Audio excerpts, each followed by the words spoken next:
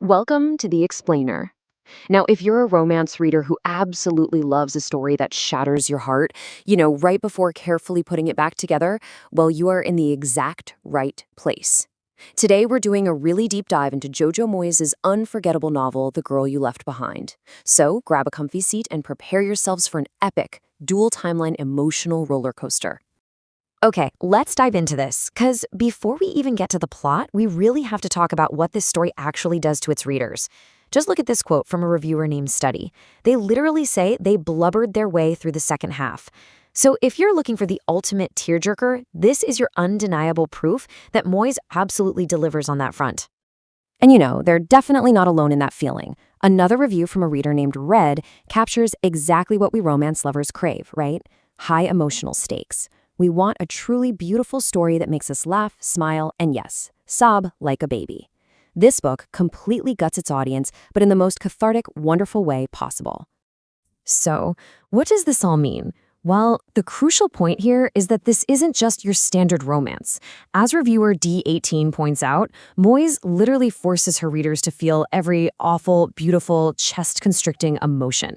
It's sublime and powerful because right beneath that romance, it's a profoundly deep exploration of grief, resilience, and what it takes to simply survive when your entire world just falls apart. Section 1. A painting and a promise, visualizing the anchor. Now, what's really interesting about this slide is how a single painting of a girl bridges the gap between two devastatingly beautiful timelines.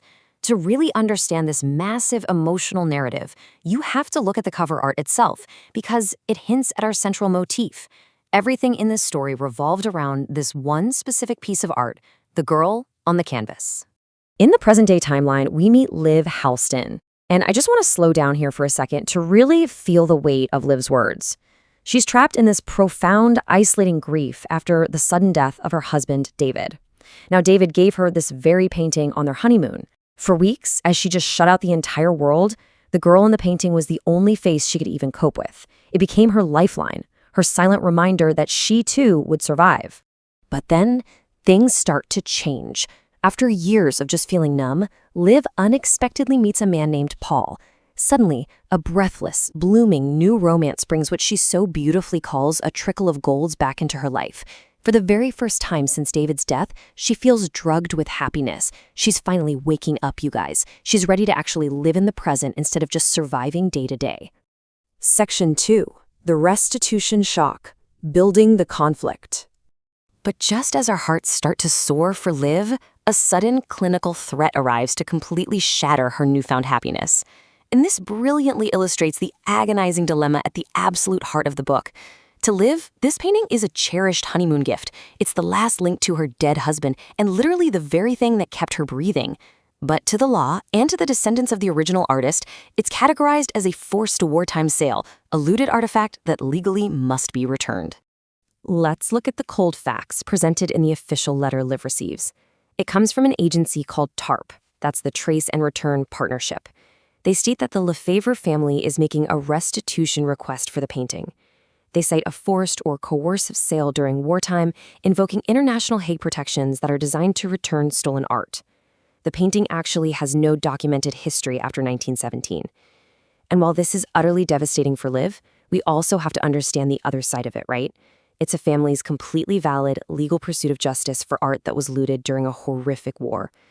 But here is the absolute gut punch for Liv, and honestly, for us readers. Who's the director of TARP? Who actually signed this clinical letter demanding her most precious possession? It's Paul McCafferty. Yes, no way around it. The very man Liv is falling in love with, the guy who brought the trickle of gold back into her life, is legally bound to take away the painting that means everything to her. Section 3. Echoes of the Past. Historical Context.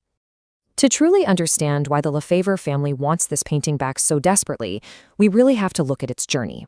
Let's move to and see how this builds, jumping back from the modern-day legal battle in London all the way to 1916, to the devastated German-occupied town of Saint-Péron in France. The last known record of the artwork was in 1917. The novel seamlessly weaves these two eras together, making the past feel incredibly urgent to what's happening right now in the present. And the 1916 timeline? It's just as emotionally devastating as Liv's present. Just read this quote from a child in the French town. "Don't leave. You said you wouldn't leave." This era paints a visceral picture of a community totally ravaged by war, mothers mourning lost sons, and desperate people making impossible choices just to survive. The woman in the painting, Sophie Lefèvre, is living through this nightmare, and her story is the true pulse of the entire novel. Section 4. Fighting for the Girl, Grief and Research. Now, Liv refuses to just hand the painting over to Paul and Tarp. Instead, she launches into this frantic race against the impending court date. She spends her days scouring specialist art libraries, digging through the fuggy archives of galleries, and chasing down endless internet leads. She is trying to find a single, concrete clue about Sophie, a woman who seems to have completely, mysteriously vanished from history after 1917. I want to pause here for a moment of really tender emotion. As Liv struggles, feeling like she's just totally failing, her father tells her he's proud of her. And when she asks what for, he says, just for carrying on, really. Sometimes, my darling girl, that's heroic in itself. This beautifully captures the essence of the entire book. Whether it's Sophie in 1916 France or Liv in modern London, this story is fundamentally about the sheer bravery required to just carry on after immense loss. And that leaves us with a truly agonizing question. How do you let go of the painting that literally kept you breathing? If you want to know how the modern court battle ends, what really happened to Sophie in 1916, and whether Liv and Paul's romance can possibly survive this massive conflict, well, you are going to have to dive into the book for yourself. But take my advice, and the advice of countless other readers, make sure you keep a very big box of tissues close by. For sure, you are absolutely going to need them.